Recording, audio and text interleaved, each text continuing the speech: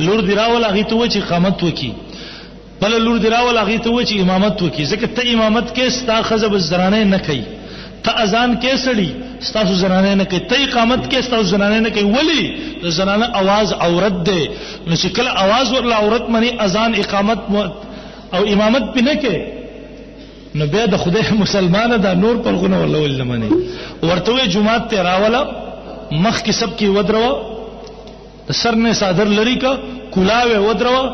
ان شاء الله مونږ به بیا ومنو چې پرخ نشتی. او ورته نن خو په جمعات کې وریجی په خیر دیګونه موږ احناف جمعاتونو ته راواړي، بیا به د وریجو ضرورت نه زنانه راواله په دې طریقې سره ودروا، بیا ګوره چې څومره نوجوانان جمعات ته درځي.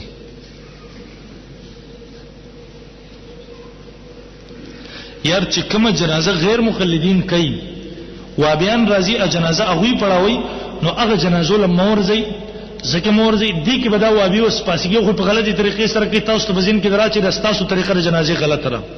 دویم دار چې التب پاسي کې بیان بکې غلط عقیده نظریه ورته بیانینو بالکل ولا تصلوا عليهم ما ویل چې کله مرشي جنازې باندې مودريګه ولا تصلوا ما هم په یو سب کې یو جماعت کې مر سره مودريګه سره، نو جنازو له مورځي جی کدي سي جو وابي مولای پړاوي هغه د امامت کې به مورځي.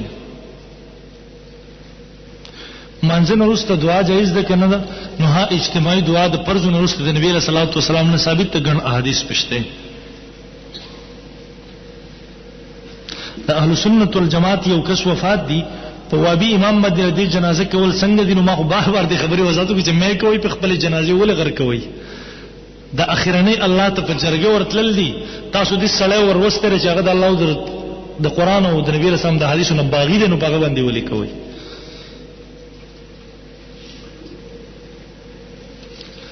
د عرفه مطابق خبره کوي خو دواړه صحیح دي. کړه سعودي والا سره څوک عرفه مناوهي، زمونږ د علماو یو ډله د دیم قایل دي،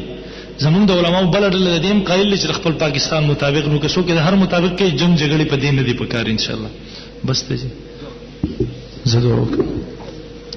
ویډیو ولا سیډانی ریکارډینګ وکړي، خو ډي وی ډي سیډانی را لګلې هغه ختم شوې، او نور چې کوم مونږ تاسو له تیار کړو ټول کې دویم دریم کیسټ خراب دی. نو ان شاء الله مولانا سہیل صاحب دې تاسو دې پیژنې ټول کنه دته به ان شاء الله ورځ دوه درو کې مونږ سیډیانې راولې کو مناظره ولا تاسو ټول به ردنه وصول کې ان شاء الله ٹھیک ده. زه په زه دنه بیا مناظره ولا سیډیان تاسو ردنه وصول کوي. ګوري په خبر کې زه په زه باندې دغه باندې چینل باندې لګیدل خلک مشاهده کوي، مونږ ته خلک ټلیفون کوي و یار دی وابیانو ته دومره د حق تاسو ښکارا کړی د دې باوجود دی ول نه مني ته دا تاسو دا وی نه وګه جوړې نه ودی